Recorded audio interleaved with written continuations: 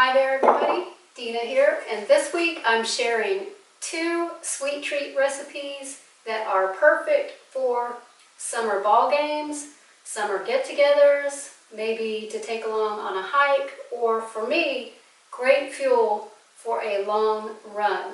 And the first recipe I'm starting with is a delicious almond coconut cookie. And let me show you my ingredients. I just have some almond flour, some coconut flour, some shredded coconut, unsweetened. I have 3 pitted Medjool dates that are soaking in water, and I have some almond butter and some salt. That's simple. Very easy, very simple ingredients. And if you wanted to, you could use either all coconut flour or all almond flour. But I find the texture of using both of them works out really great for this cookie. So I'm just going to go right in with the flour, and I have about 3/4 cup each. 3/4 cup to a cup. With these no-bake cookies and no-bake recipes, you don't have to be exact. You could double this amount or triple it, or you could cut it in half. Whatever works for you. And this is all just going to go right into the food processor. I'm going to save a few coconut flakes out just for garnish on the top of my beautiful little cookies.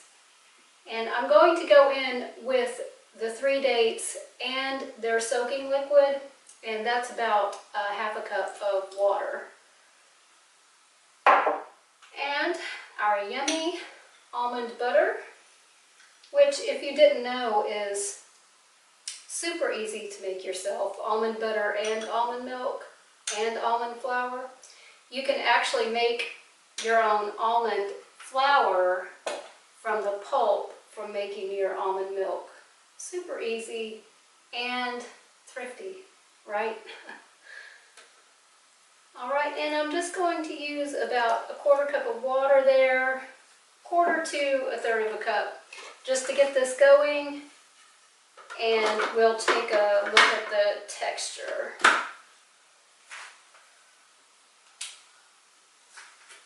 Helps if I turn it on.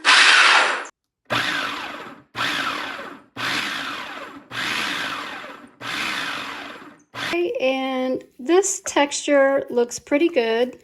You're able to form a nice soft little ball, which we will just form into cookie size, cookie shape. About 2 bite size, 2 bites worth is the way I like to make them. All right, and these look really good. So just going to form these into balls, and you could certainly just leave them like this, and if you want a soft, chewy, like energy bite, that would be perfect. But I'm going to put these in the dehydrator to get nice and crispy and crunchy on the outside, and they make a perfect take-along snack that way. So I just have my dehydrator tray lined here with some parchment paper, and I'm just going to form my cookies into about 2 bites worth size little patties here, and just lay them out on my dehydrator tray.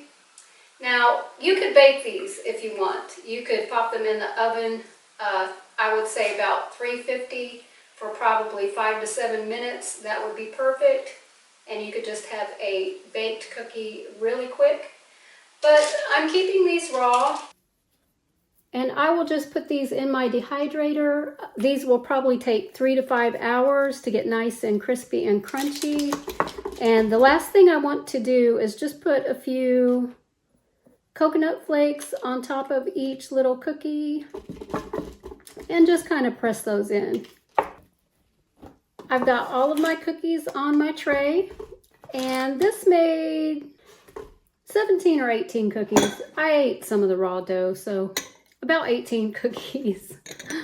And I'm pretty sure I forgot to put my salt into the cookie batter, so I'm just going to take and put a tiny pinch of salt on the top of the rest of these cookies with my coconut flakes, and then they'll go into the dehydrator. Now, how long they dehydrate will depend on your particular dehydrator. I have a pretty old-fashioned dehydrator. Look, don't make fun of my old round dehydrator here. It's been around a very long time and it's still working, still works great.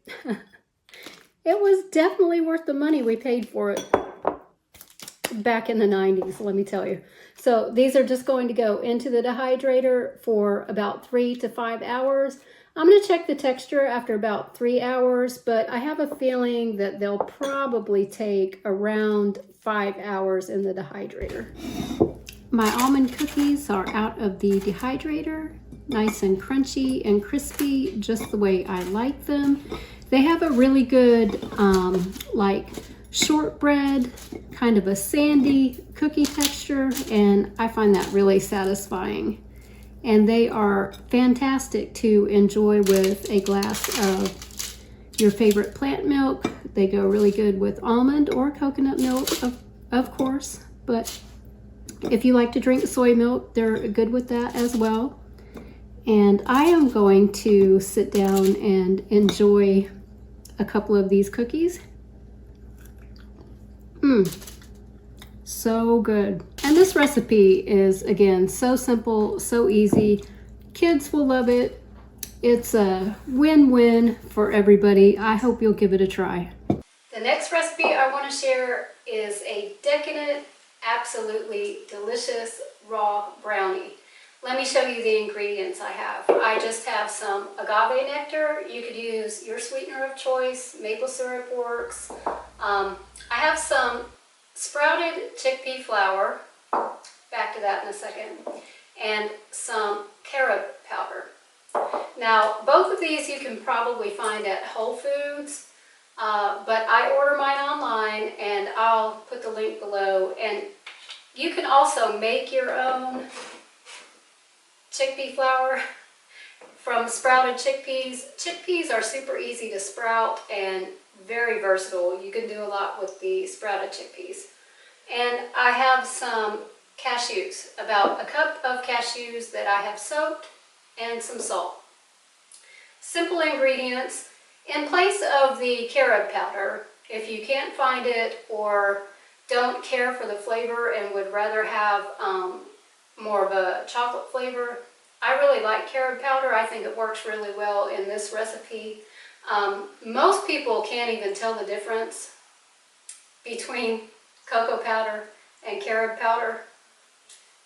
Test it and see. If you've never tried it, it tastes just like chocolate. But this one I do order online, and I'll leave the link below. Super easy, super versatile. Also, you can use it anywhere you use cocoa powder, or you can just use cocoa powder or raw cacao powder. Okay, so I'm just going into my NutriBullet blender with all of the ingredients. The cashews plus their soaking liquid. I'm going to do a big pinch of salt, or 2, about a 1/4 teaspoon. This really needs a little salt, maybe a little bit more, because I like a salty chocolate. Have you ever had one of those salted dark chocolate bars? You know what I'm talking about? My favorite. And in with my sweetener. And the chickpea flour, about a 1/4 cup here, a 1/4 to a 1/3 of a cup, is just really to bind the ingredients together so that it sticks together when we form it into brownies, because these are going to be just another raw recipe. So everything into the blender, and all we have to do is blend it up. How easy is that? It's so easy. These recipes are really great. The kids will be out of school soon, if they're not already. These are great recipes for kids to do themselves, or if they're smaller, with just a little bit of supervision. All right, and this looks perfect. It will be like a little bit thicker than peanut butter, texture there. nice and thick and rich. And I'm just going to scoop this into a glass baking dish.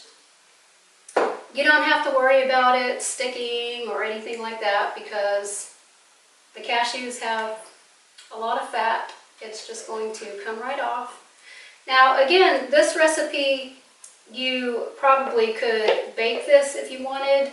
I've never tried with this recipe. This recipe is just perfect raw as it is, and that's the way that I like to eat it. But if you wanted to try to bake this, I would probably add just a little bit more liquid water or almond milk or whatever kind of plant milk that you wanted to use, and probably a pinch of baking powder. And I would test that out. If anybody wants to test that and try it, let me know how it comes out. I'm curious now too because I've never tried. So I'm just going to spread this out evenly in my baking dish. Oh, these are going to be so yummy. I love these. These are one of my favorite treats. Brownies were always like a favorite treat of mine, even as a kid and even as an adult. Brownies have always been a favorite treat. So anytime I can find a good recipe to make them a little bit healthier, I'm all for that. Okay, and I'm just going to top these. Try not to make too big of a mess here. I'm just going to top my brownies with a few hemp seeds, just for some extra goodness there. And a little decoration. You could certainly use some raw walnuts or any other kind of nut that you like, or any other kind of seed. But I like the look of the hemp seeds, and I like the flavor of the hemp seeds with chocolate. Hemp seeds are really good with chocolate. So I'm just going to pop these into the refrigerator for about an hour while I go around and do some other things, and then I'll check back on them. Also, I have a quick tip for you. When your blender is full of chocolate goodness, don't waste it by just washing it down the sink. Add a little almond milk and crushed ice and have yourself a glass of chocolate milk. Perfect. And after the brownies have set up, they have just a nice, soft, chewy, fudgy texture. So good, so satisfying when you're craving something a little bit sweet and decadent, but still healthy. So both of these recipes this week were super easy to make, super fast, and just so delicious. I hope you will try both of them, or at least one of them, and let me know what you think. And don't forget to like, comment, and subscribe if you haven't already, and I will see you in the next video. Bye!